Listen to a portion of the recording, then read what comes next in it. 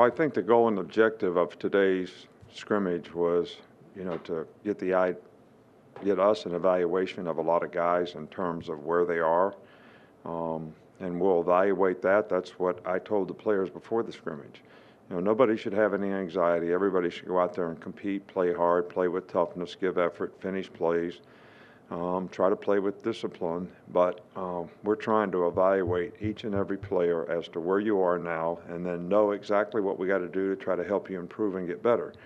So that should be the mindset of the players. It also should be the mindset of the coaches in terms of, what, we need to do as a staff, and each player individually know what he needs to do so that we have a chance to improve and get more and more players to be able to play winning football.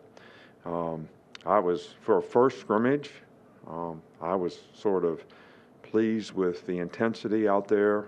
There's a lot of good hitting, and there was a lot of good things to teach from.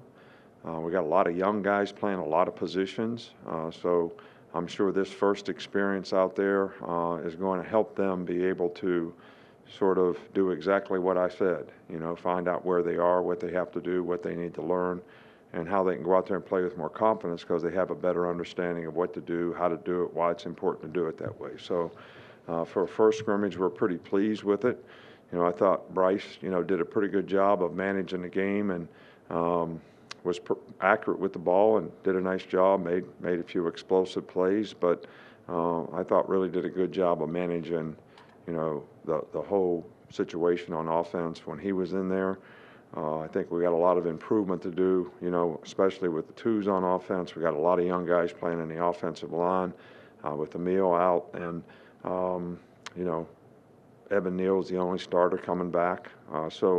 But I see a lot of good potential that we need to work on and improve. And we put a lot of stuff in probably for the first 4 or 5 days, and that's a lot for a young player to digest. So when we eliminate the mental errors, I think we'll see a lot more consistent execution out there on both sides of the ball. The one defense played fairly well, but it's hard to tell how much you're challenged.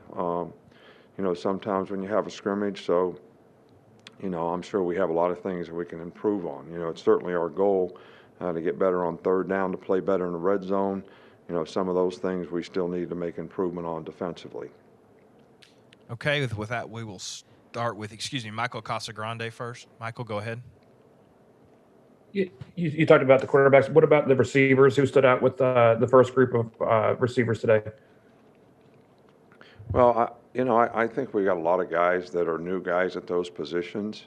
Without, John Mechie playing out there, it's you got really, other than Slade, not a whole lot of experience. So I saw good things from everybody, and I saw some things that we need definitely to improve on. But for me to single out somebody that I thought was outstanding today, I'm not really ready to do that.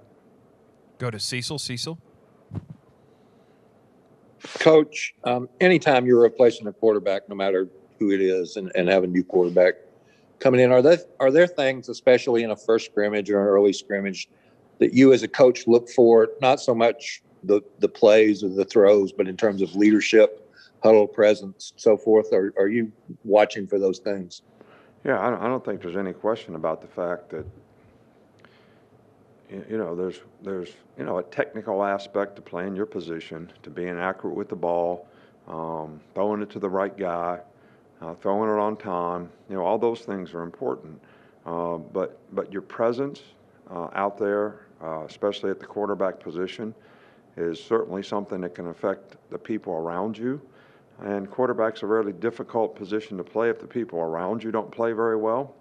So I think it is really, really important that we develop those things. Now, everybody's got a different personality, so I'm not sure I can sit down and tell a guy exactly how to do that. But a guy needs to know that's really, really important for him to develop that in this spring, as well as every other technical aspect of his position.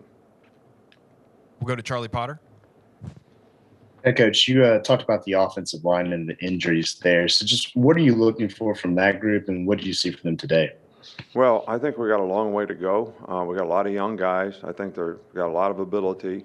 I think their head's swimming probably a little bit right now with all the different things that they have to learn on offense. But you're also, seeing probably a lot more things than you're used to seeing out of the defense. So, that creates a lot of multiples, for young guys. So we just want to get those guys to where they have confidence in what they need to do to be able to go out there and execute and do their job on a consistent basis. And we're not there yet, and we're making progress.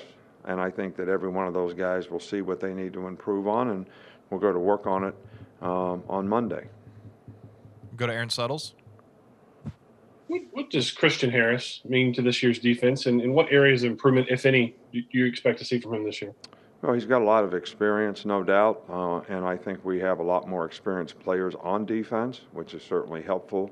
But I think as a signal caller on defense, some of the very things that I talked about for the quarterback, when you are pretty much the quarterback, at least to the front seven, and to some degree to all 11 guys in some cases, you need to have a presence as well. Call it what you will. And I think, he's starting to gain confidence in being able to do that. I think that's going to be important for us to grow. But having more experience and having more guys that, know how to do it, know what to do, play the way you want them to play, you have less guys that need to be led. So I also think that's a positive. Okay, we got time for a couple more. We'll start with Tony. Do you have an early assessment of Jaquincy McKinstry, and then also just how has the secondary as a whole looked today? I didn't really hear the question. Kool-Aid? Early assessment of Jaquincy, Kool-Aid, and then how the secondary is doing as a whole. Yeah, Kool-Aid's, making progress. I think, he's showing that he has some ability to contribute to the team. I think that, he has to play with more consistency at his position. He needs to know what to do all the time. He's like all the other young players out there. I think these guys find out that this is not going to be as easy as they thought it was. But I think he's shown a lot of maturity. He has played with toughness. And, I'm not satisfied with where he is, but I'm certainly pleased with the progress he's making. I think, the secondary, the guys that have experience and have played, I think they're, playing pretty well. But we need to find more guys in the secondary that can play winning football. Okay, and we'll finish up with Marty Smith. Hey, Coach, happy Easter. Happy Easter to you. I'm doing a piece for College Game Day for the Final Four about Jalen Suggs, Gonzaga's point guard. And he was Mr. Football in Minnesota, a really good high school football player. And I know he took a visit down there.